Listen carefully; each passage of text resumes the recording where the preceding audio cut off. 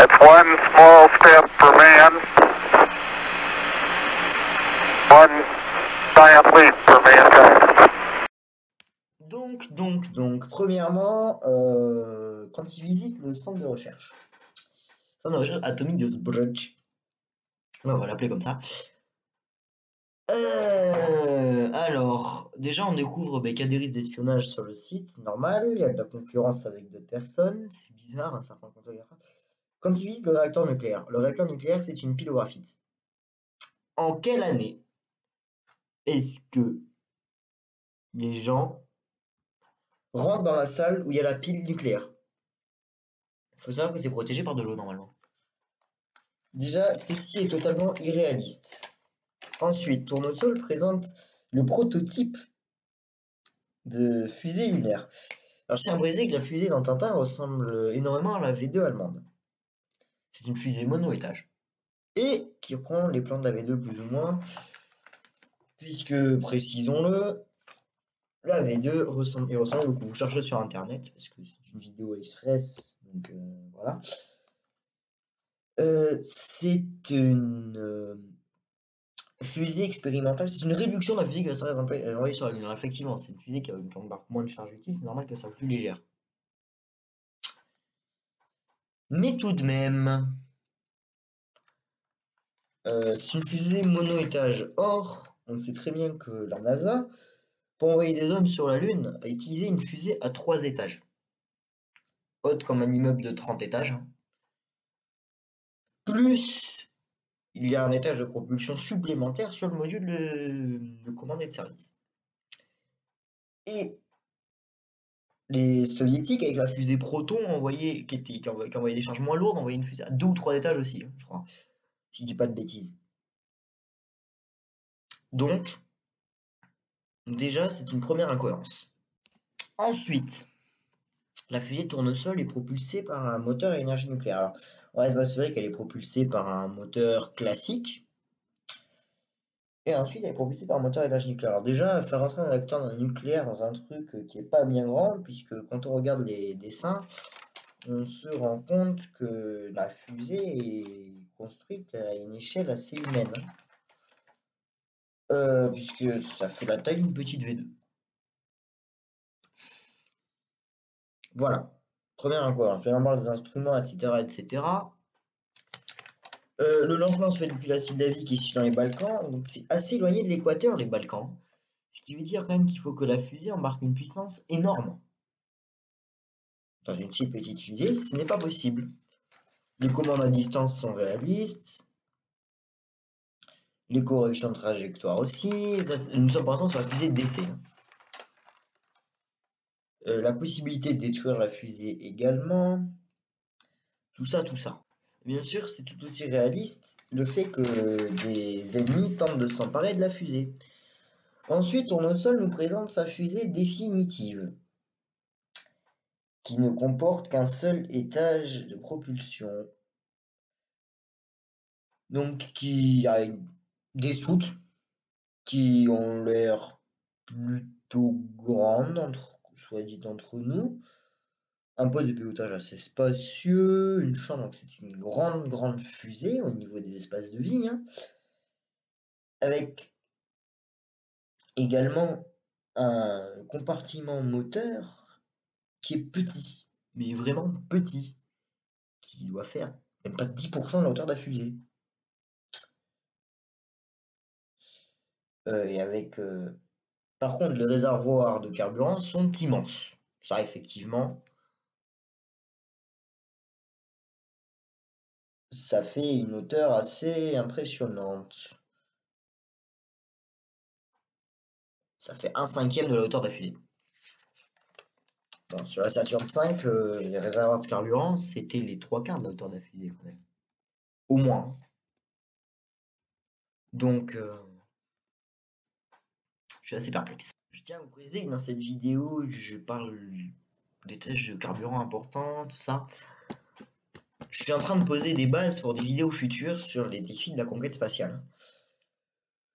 Ensuite, les scaphandres. Les scaphandres sont assez réalistes. Ils sont de couleur orange. Ils rappellent un petit peu ceux de la navette spatiale. Ils ont des réserves d'oxygène et une radio sur le dos. Ils comportent des appareils de chauffage, ils sont pressurisés. Ça ressemble beaucoup à des scaphandres spatiaux. RG avait connaissance du vide spatial, parce qu'effectivement, j'avais pu faire cette vidéo en prenant les romans de Jules Verne. Mais Jules Verne n'y connaissait rien à l'espace et c'était tellement éloigné de la réalité qu'on connaît que bon, même s'il avait été assez visionnaire sur la forme de la capsule, sur plein de choses, non. Donc là, Hergé n'a pas beaucoup de rigueur scientifique, mais quand même, c'est réaliste. Au niveau des scaphandres, voilà, on découvre que les scaphandres peuvent avoir des problèmes, etc., auxquels il faut pallier. Et ensuite, nous avons droit à la présentation de la fusée telle qu'elle va être. Déjà, on découvre que sur la fusée, il y a des grandes portes qui sont situées assez bas. C'est une fusée qui est quand même assez grande. Voilà. Et avec les tours latérales, avec la tour latérale sur les tours ombilicales, etc. Bon, là, ce n'est pas décrit comme des tours ombilicales et tout, mais bon. Avec des ascenseurs, tout ça, ça ressemble beaucoup quand même à un pas de tir réel. Donc maintenant, on va voir si on peut pas avoir droit à hauteur de la fusée. Alors on découvre que c'est des étages assez spacieux en hauteur, avec des instruments de navigation, des périscopes, etc., des systèmes de visée. Donc niveau navigation, la fusée a l'air plutôt réaliste. Des choses assez réalistes. Euh, dans la cabine des astronautes, ce qui impose le pilotage d'une cabine, alors qu'en réalité, capsule Apollo, il y avait une seule cabine, plus le LEM, mais bon, le LEM, même s'il a servi d'ardeau de survie, voilà, mais il ne servait pas. Chaque astronaute dispose d'une couchette qui est assez bien établie, voilà. Et donc, il y a des écoutilles pouvant être fermées hermétiquement à chaque étage, on dirait. Donc ça, c'est assez réaliste, hein. La fusée est conçue pour être compartimentée en cas de problème. Et donc, tout est magnifiquement bien conçu dans cette fusée, mis à part sa propulsion jusqu'ici, est propulsée par de l'énergie atomique. Or, aujourd'hui, personne n'a réussi à développer de moteur ionique, etc. C'est sur un moteur ionique réfléchi et on n'arrive pas à le concevoir. Mais bon, maintenant nous arrivons au lancement de la mission. Alors, ils ont des calculateurs électroniques pour calculer la position et la vitesse exacte de la fusée, ce qui est le cas depuis le début de la conquête spatiale, même si les Allemands n'avaient pas pour leur V2, mais bon, c'est un problème.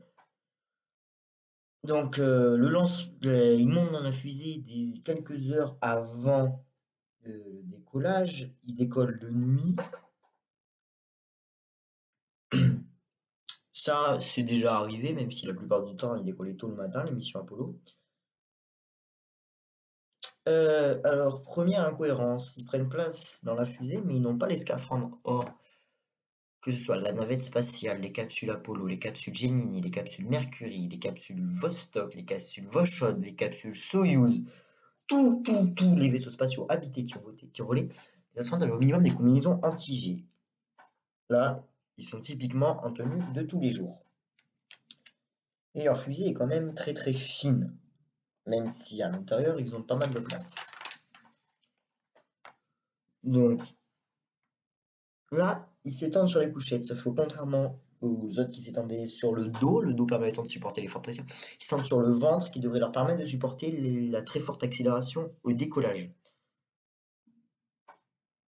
Donc, Tournesol leur dit qu'il est possible qu'ils perdent connaissance. Effectivement, ils n'ont pas de combinaison anti-G, donc ils vont manger des G plein la face. Ça, c'est réaliste. La fusée communique par radio avec la Terre dès le début. Et donc,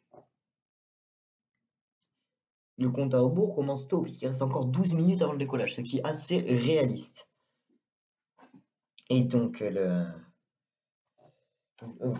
compte à rebours final, c'est Tournesol qui enclenche les moteurs. Il faut savoir que les moteurs d'une fusée, en réalité, ne sont pas enclenchés au zéro.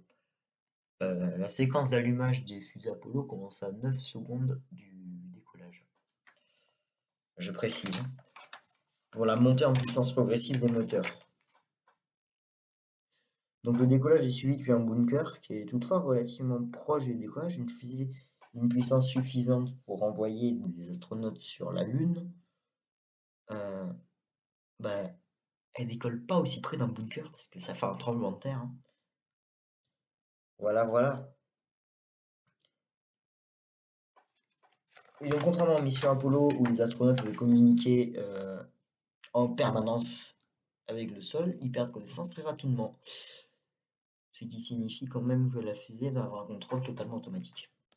Nous en arrivons à la deuxième partie de la BD, on a marché sur la Lune. Alors on découvre que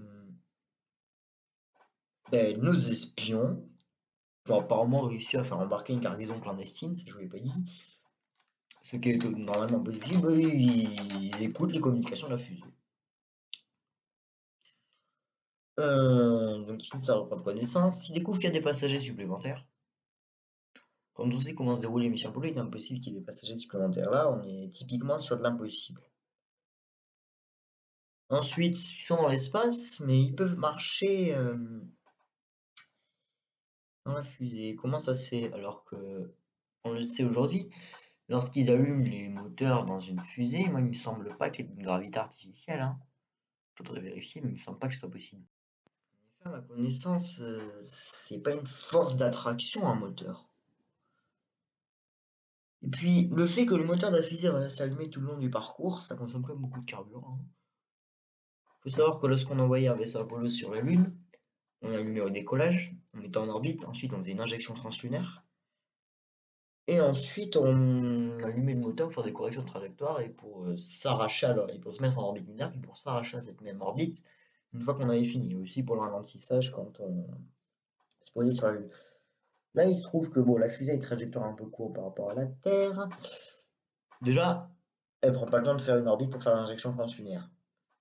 Bon, ça, à la limite, les premières expériences de satellites au-delà d'orbite terrestre, ça fonctionnait comme ça.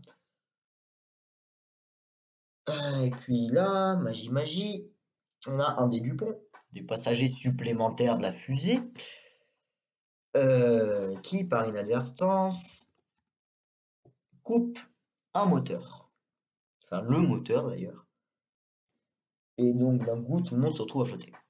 Bon, et là, quand même, Hergé n'était pas idiot, puisqu'il a fait mettre le whisky du capitaine Haddock en boule, ce qui se passe dans l'espace lorsque on lâche des liquides. Et on voit que tout le monde flotte aléatoirement. Mais ceci dit, voilà. La vidéo va s'arrêter là. Il y aura une deuxième partie que je vais essayer de sortir le plus rapidement possible. Voilà, c'était Viking Studio. Allez me follow sur Insta, abonnez-vous, mettez des pouces bleus et commentez. Ça vous coûte rien. Moi, ça fait que je suis mieux référencé. Donc, je vous dis à plus dans une prochaine vidéo. Voilà. Au revoir.